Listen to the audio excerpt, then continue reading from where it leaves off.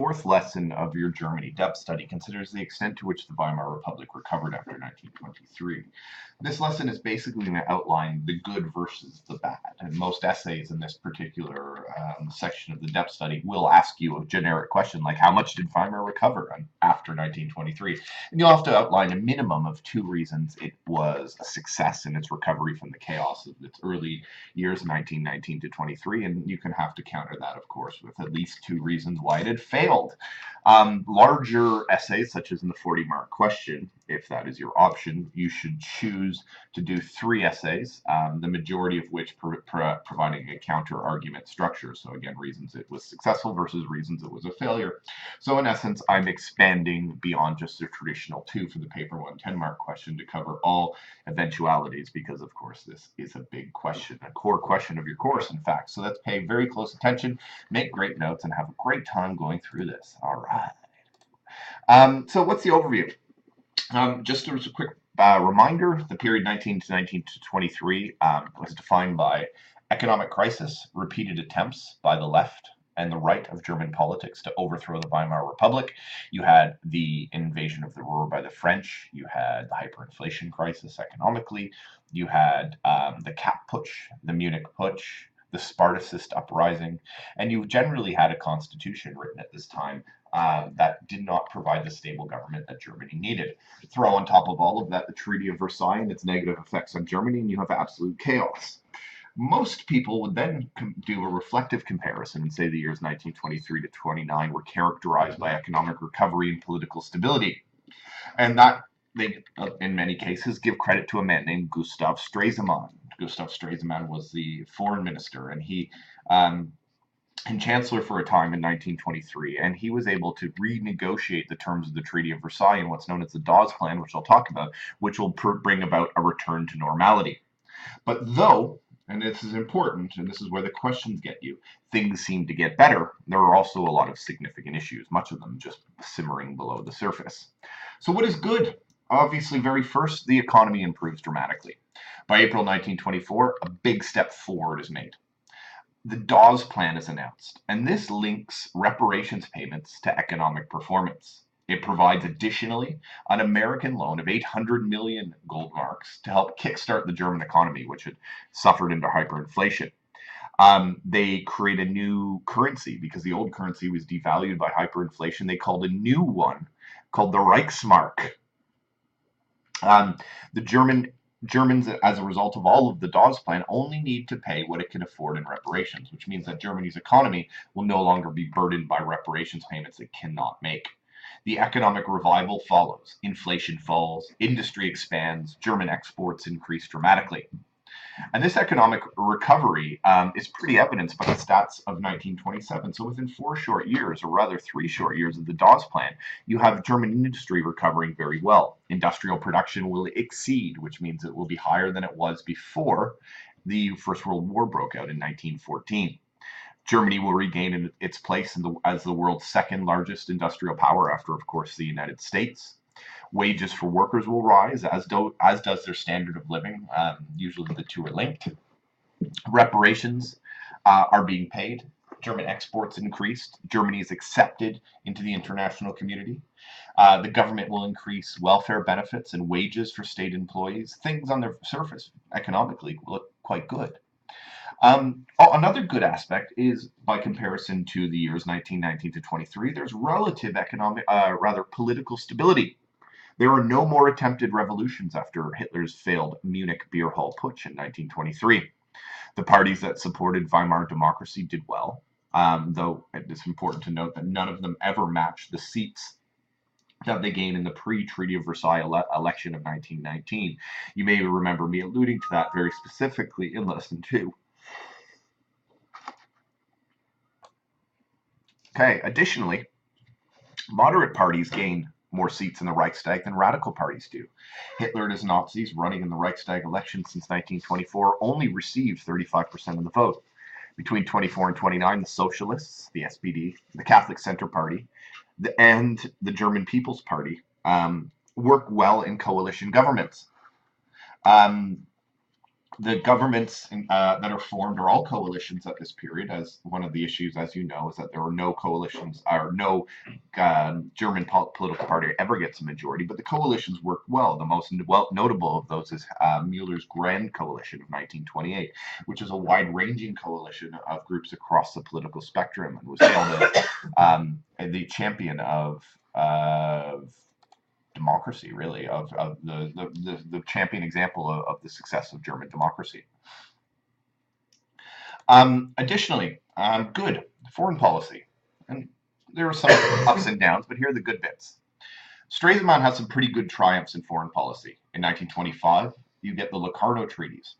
The Locarno Treaties are an interesting one. Basically, it ratifies many of the terms of the Treaty of Versailles. The Germans had not, in some cases, accepted that the Treaty of Versailles was legal.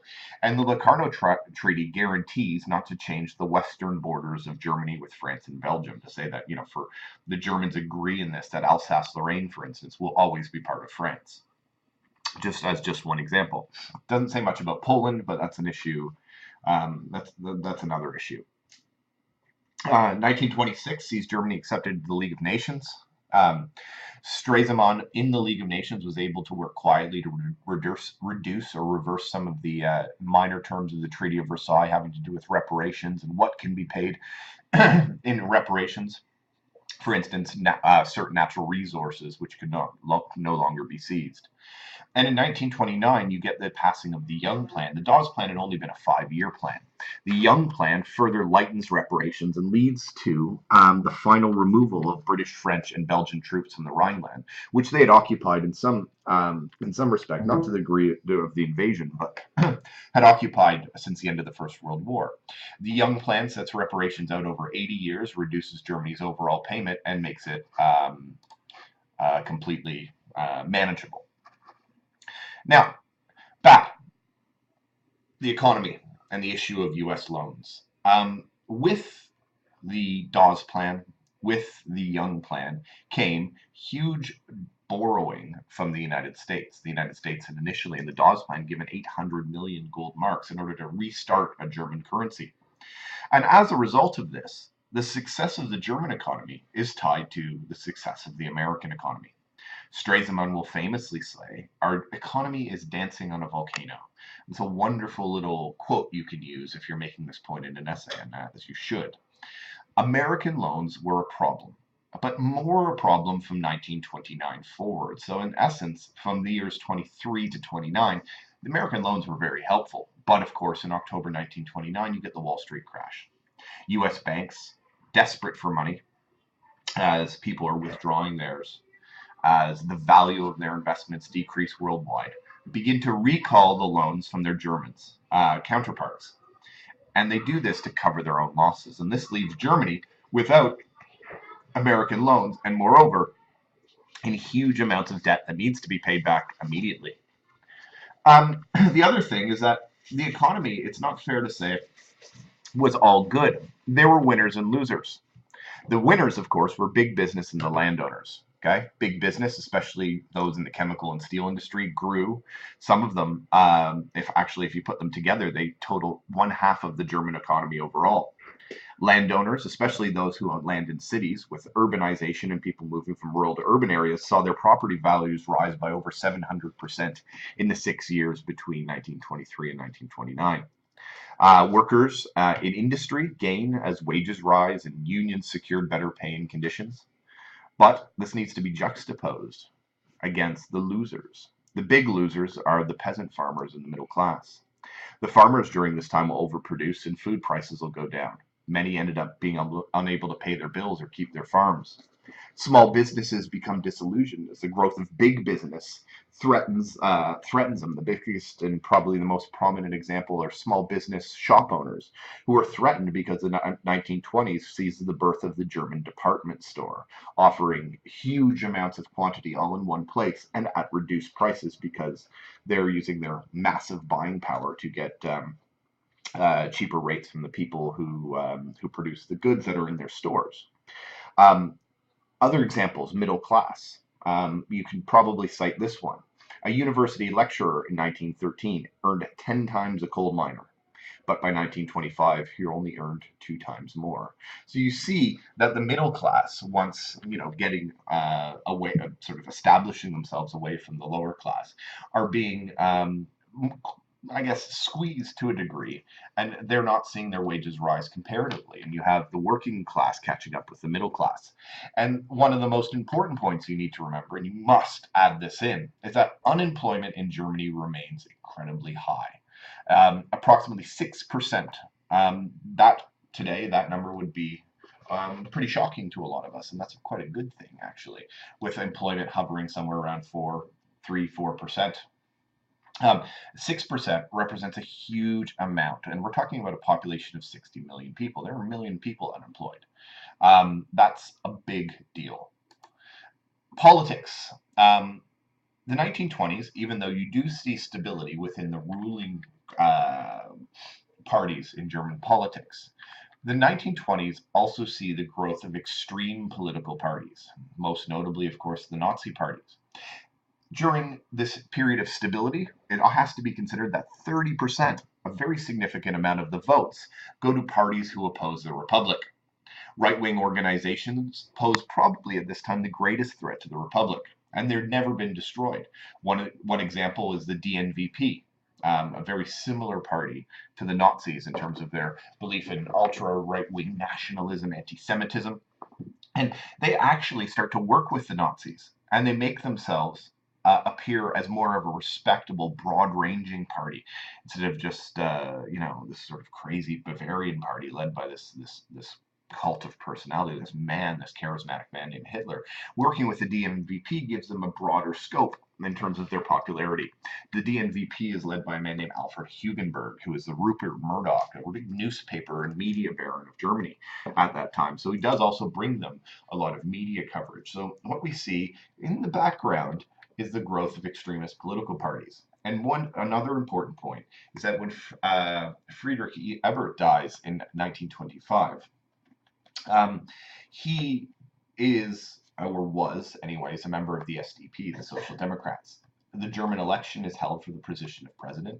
Remember, the Constitution stipulates that the president will be elected on a 7-year term. And he is replaced by General Paul von Hindenburg. Von Hindenburg had been the commander of the German army in the First World War, along with a man named Erich Ludendorff, one of the early Nazis, in fact.